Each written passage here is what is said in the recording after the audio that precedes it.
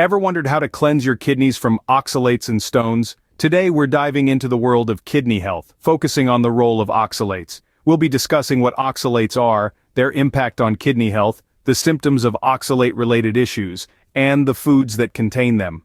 We'll also be sharing preventive measures to help keep your kidneys in optimal condition. So, buckle up and stay tuned to learn more about these tiny molecules that can have a big impact on your health. So, what exactly are oxalates, you might be asking? Well, let's dive right into it. Oxalates, or to give their full name oxalic acids, are naturally occurring compounds found in a variety of foods and also produced as waste by our bodies.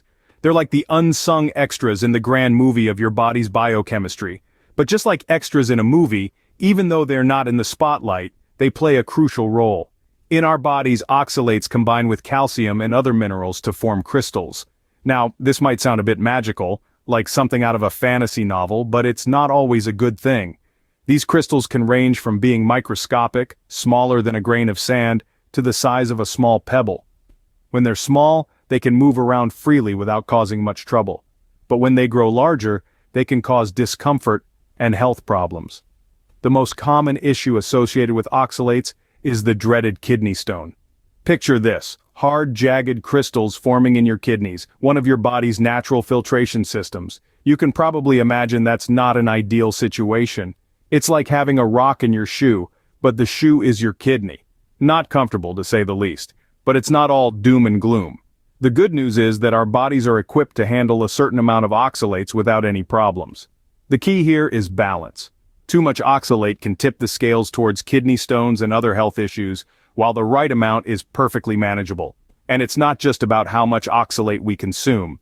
Various factors like our overall health, diet, and even our gut bacteria can influence how our bodies process oxalates.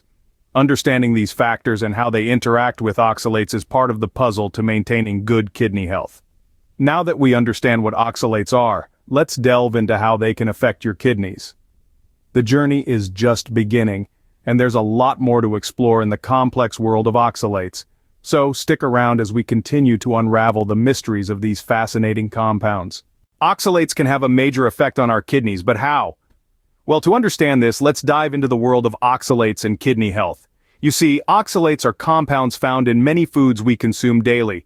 They are not harmful in small amounts, but when there's an excess, they can lead to the formation of kidney stones. These stones are formed when oxalates bind with calcium in our urine, leading to the creation of hard crystals. These crystals can cause an array of health issues, ranging from mild discomfort to severe pain, and in extreme cases, can even lead to kidney damage. But kidney stones are only the tip of the iceberg. An excess of oxalates can lead to the crystallization of other areas in our body as well. For instance, they can accumulate in our bones, skin, joints, and blood vessels. This can potentially lead to conditions like pseudo-gout and various inflammatory conditions. Now, it's important to note that the presence of oxalates in our body is not solely dependent on our diet. There are certain factors that can affect how our body processes oxalates. For instance, if there's pre-existing damage to our kidneys or liver, it could impact how efficiently we process and eliminate oxalates. Similarly, our gut health, including the presence of certain microbes like lactobacillus, plays a crucial role in this process. In addition, conditions like diabetes, prediabetes, insulin resistance, and a history of high-carb diets can also contribute to an excess of oxalates. These conditions can affect our body's ability to process and eliminate oxalates, leading to a higher risk of kidney stones and other health issues. The good news is that there are preventive measures we can take. These include limiting high oxalate foods, adding calcium-rich foods to our diet to bind oxalates in the intestines, maintaining higher levels of magnesium and citrates, ensuring sufficient vitamin D intake, and staying well hydrated to dilute urine and reduce the risk of kidney stones. The effects of oxalates on the kidneys can be severe, so it's important to recognize the symptoms.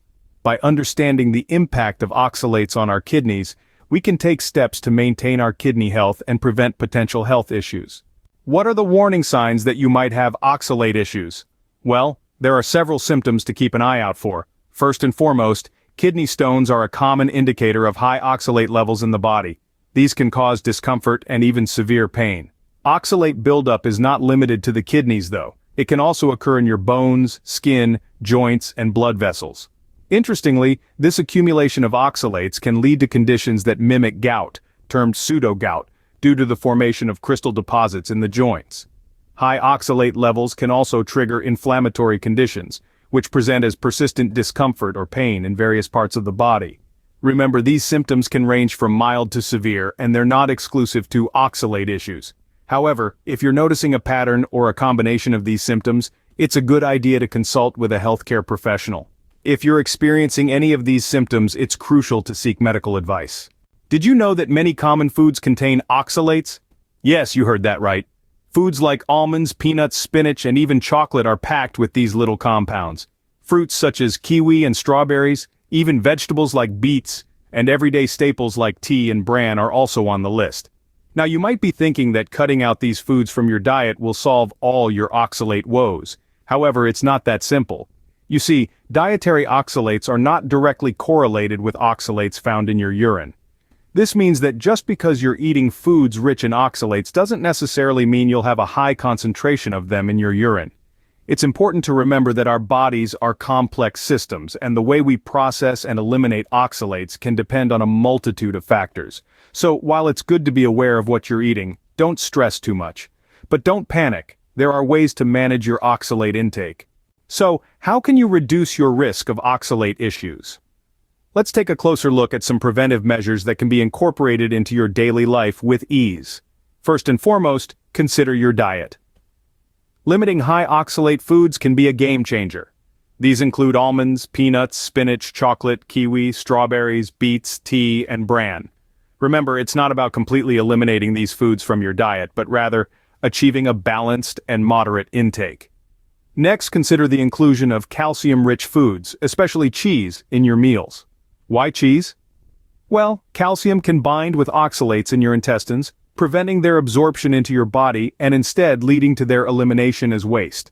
Now let's bring in another beneficial tip. A daily drink of lemon juice mixed with water. This drink aids in controlling oxalate levels. The citrate present in lemons can help prevent kidney stone formation by binding with calcium in urine. It's a simple and refreshing solution that you can easily include in your routine. Moving on, let's discuss our gut health.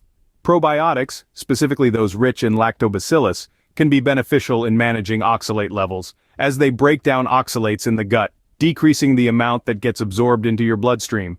Increasing your intake of and citrates can also prevent oxalate crystallization. Both these substances inhibit the formation of kidney stones. Ensuring you get enough vitamin D3 is crucial as well. A deficiency can increase the risk of stone formation, so soak up the sunshine or consider a supplement if needed. Another important preventive measure is hydration. Strive for at least 2.5 liters of fluid daily. Staying well hydrated helps dilute the urine and reduce the risk of kidney stones. But the most vital advice? Always consult your healthcare provider before making any significant changes to your diet or lifestyle. They can offer personalized advice based on your health history and current condition. Remember, it's not about living in fear of oxalates, but about making educated decisions to maintain your health. Prevention isn't just about avoiding diseases. It's about embracing a healthier, more vibrant life.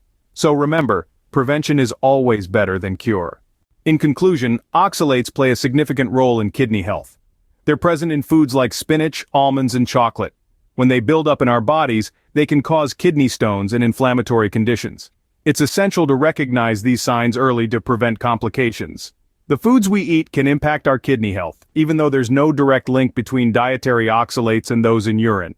Factors such as pre-existing conditions and diet history can affect how our bodies process oxalates.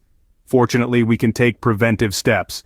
Limit high oxalate foods, add calcium, maintain magnesium and citrate levels, ensure sufficient vitamin D, and stay hydrated. Remember to consult your doctor before making dietary changes. Our goal is to stay healthy and keep our kidneys functioning optimally. Thank you for watching.